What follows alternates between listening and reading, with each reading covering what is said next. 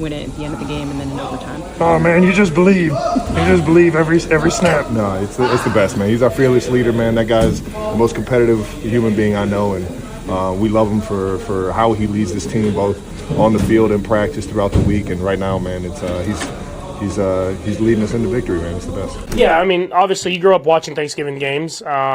No matter who you're a fan of, if it's the Lions, the Cowboys, or whoever's playing at night, I mean, you grew up watching those games, and so I think as that kid in me wants to be able to go out there and play on Thanksgiving and find a way to win. And obviously, short week, we're grinding in here right now and getting the whole game plan in and making sure everybody's prepared and ready to go. But I think we're excited to get to go out there and play on Thanksgiving against a really good football team and the whole world watching. Just to that point too, in the bigger picture sense, are you pretty cognizant of that, like what this does for Chiefs' presence and brand in terms of like being visible all over the world? Yeah, I mean, obviously we've played some Super Bowls too, so I think more than anything, we just want to win. You know, if you're going to be in front of everybody, you want to win the football game. So I mean, you're definitely aware of it, but you're more worried about winning the football game. Patrick, was it you kind of excited to play at Cowboy Stadium? Yeah, no, for sure. Just getting to play back at home, and obviously have a lot of people in attendance that may not get to come up to Kansas City all the time and watch the games, and so it'll be a really cool experience playing there, especially on Thanksgiving. And I'll have a lot of family and friends in the stands. The fourth quarter tickets you got to get. I got a really big suite. I don't really do like the numbers. It's more of a Brittany question, but I'm sure it's gonna be like 50 plus. Yeah, I mean, there's no tickets left. That's all I know. So I don't know how that worked out, but I usually let Brittany handle all that. What's tangible from the successes of the fourth quarter and overtime last game that you think can carry over with the offense in this game? Yeah, I think it was huge that we beat man coverage. You know, I think throughout the last few weeks here, teams are really challenging us in man, and I got to be able to make those throws in those big moments, and I was able to make the throws. Guys were able to get themselves open. Coaches called the plays really well, and we executed. And I think whenever we're able to do that, it forces defense to have to adjust and play zones where I feel like we can play at a high level as well. And so being able to prove that we can do both, I think it's something that we have to continue to do through the rest of the season. Patrick, what does it say about Kareem to carry the ball 30 times when you guys really needed him to do so? Yeah, I mean, he's a my bad. He's a warrior. He's someone that truly wants to win. He wants to compete. He wants to be out there for his guys and give everything that he has. And I think he showed that. I mean, he showed it all season long, but he really showed that this week. And I'm sure he wasn't feeling great running some of those runs back to back to back, but he was going to do whatever it takes to win, and you need those guys on your team. You watch the Cowboys every week growing up? Was that a thing? I wouldn't say necessarily growing up, but once I got into football, kind of 7th, 8th grade ish age, that's when I started to really kind of get into football. And Cowboys were my dad's favorite team, so I obviously watched a ton of Cowboys and stuff like that. And I got to watch a lot of Tony, so I watched Tony play a ton. And so it's been cool to get to meet him now, just because he was like the quarterback that I grew up watching. And there was a lot of good times watching those games with my family. So it's definitely going to be surreal being able to play them at the stadium that I watched them play it a lot. As you watched the defense this week getting ready for the Cowboys, they were obviously very good in the second half against the Eagles to shut them out. They look like they're playing better football as they get along. What are your impressions of them right now? Yeah, I mean, I think you said it exactly right. I mean, obviously they've been in the scheme a little bit longer, and then they've added players. They've also gotten players healthy. And you said they're playing at a higher level than they were even playing at the beginning of the year, and that comes with being more comfortable with the scheme that you're in. And so they're coached really well by Coach Eberflus. They fly around to the football, and they're kind of in the same situation as us. It's kind of all on the line. You got to go out there every single week and play your best football, and they've responded these last few weeks and played really good football. So it'll be a great challenge for us. Last three, Matt. Patrick, it looked like in the fourth quarter overtime you were favoring the leg a little bit. When did that pop up during the game, and how were you feeling now? Yeah, I mean, it kind of just little tweak thing he did kind of on the first run down the sideline, trying to open up, and then having another run kind of back to back. But I mean, it's kind of part of it. It's just part of playing football. Stuff like that happens, and all you do is you get back in, you get some work on it, and then you go out there and practice. You mentioned being man-to-man. How much did that being back to against the goal on that third rush to you, which didn't seem like a real wide window, how much do you feel like that sort of got that market going? Yeah, it gave me confidence. I mean, just to keep firing, like it's not always going to be pretty. I think that's something I've learned throughout my career is it's not always going to be wide open or perfect play call. You got to sometimes let guys just win, and that's what happened there is Rasheed won against a really good cornerback, and he got across the middle, and there was a tight window. You give him a chance, he makes a catch, and makes yards after the catch. And so that's stuff you have to do, especially versus man coverage, and we did a good job of that in the fourth quarter and overtime. Last one, by I don't imagine it's on anybody's mind, but are you aware there's a trophy with this game?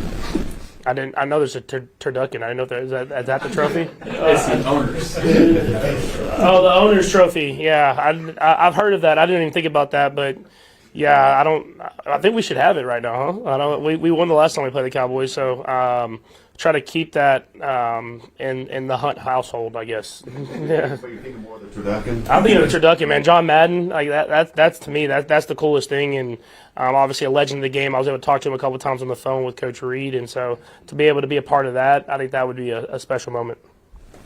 The Kansas City Chiefs secured another important overtime victory on Sunday, October 23rd, defeating the Indianapolis Colts 20-23.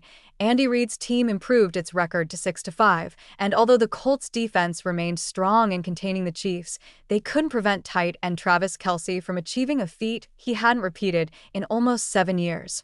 During the victory, the 36-year-old T finished with 4 receptions for 43 yards and participated in 84 of the team's 96 offensive plays with a percentage of 87.5%, the highest in his career since 2018.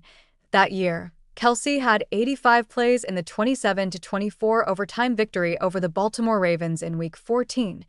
This season, Travis' highest number of plays came in the home game against the Washington Commanders with a total of 58, where the team also won 28-7. In addition, of the 770 offensive plays accumulated by the Chiefs this year, the T has participated in 77.4% of them with 596.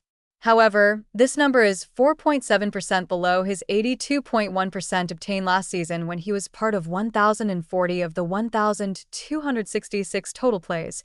At the same time, Kelsey has just become the Chiefs' all-time leading touchdown scorer following their defeat to the Denver Broncos, where, after a 21-yard pass from Patrick Mahomes, Travis scored his 84th touchdown. The Kansas City Chiefs' playoff hopes are still hanging by a thread after picking up a crucial 23-20 OT win against the Indianapolis Colts at Arrowhead Stadium on Sunday, spearheaded by franchise quarterback Patrick Mahomes, who activated playoff Pat mode as he threw 29 of 46 for 352 passing yards, albeit with an interception, and eradicating an 11-point deficit in the fourth quarter. The Chiefs avoided falling to below .500. Instead, they now sit 6-5 on the 2025 NFL season, though they trail both the Los Angeles Chargers, 7-4, and the Denver Broncos, 9-2, in the AFC West standings. Following the victory over the Colts, Mahomes spoke out about the victory and praised the advantage of the home fans who instilled fear in their opponents with their voices at what is considered the loudest outdoor stadium in the world. "This is exactly what we needed," Mahomes said. "To win against a really good football team and the game's not going your way, you could have folded in that situation and kind of the rest of the season, but guys responded and found a way to win. Obviously, the energy's not good, but I thought it was really cool to not only see our defense stand tall in that moment, then there was like a feeling that you had an Arrowhead. You could see the fans were behind us. They didn't hang their heads because there was a fumble from Kareem Hunt. They said, 'We're going to be there with y'all. Through the end, through this all.' I thought that was really cool." The Chiefs went a whopping 12-0 in one-score games on their route to their 5th Super Bowl appearance and 3rd straight in 6 seasons in 2024. However, this season has been a complete 180 reverse, with Kansas City having gone 0-5 in one-possession games prior to their narrow victory over Daniel Jones, Jonathan Taylor, and co., who have now fallen to 8-3 on the year. "We've been in these games," Mahomes added. "All 5 of our losses felt like these games where there's plays here and there that we didn't make. We could have won all of them, and we didn't. Until you prove it, you can talk about it all day, but until you prove it's not going to happen. We had to prove that we can win a game like this." After their trip to Texas for their blockbuster Thanksgiving clash against the Dallas Cowboys, Andy Reid's men will have 2 straight games playing in front of the Chiefs faithful at Arrowhead, amid the franchise weighing up the possibility of crossing state borders from Missouri to set up shop in Kansas with plans for a new $3 billion stadium. There are also proposals being drawn up that would see Arrowhead Their home since 1972 undergo transformational renovations. This comes as Missouri. Governor Mike Kehoe has proposed the idea of the Chiefs installing a retractable roof on their current stomping ground, though it would set the team back far more capital, with renovation costs soaring from an estimated $1.15 billion to beyond the $2 billion mark. The Chiefs have yet to formally announce the direction that they will take as it pertains to whether to renovate or relocate entirely. But a confirmation announcement is expected by either the end of this year or in early 2026. The Chiefs' final home game of the season will come in Week 17 in a huge divisional matchup versus the current AFC West leaders Broncos, with Bo Nix and Sean Payton giving their division rivals real trouble. By then, there really could be all to play for with the Chiefs' decade-long streak of having made the postseason, something Mahomes has never missed in his NFL career, at real risk of coming to an end.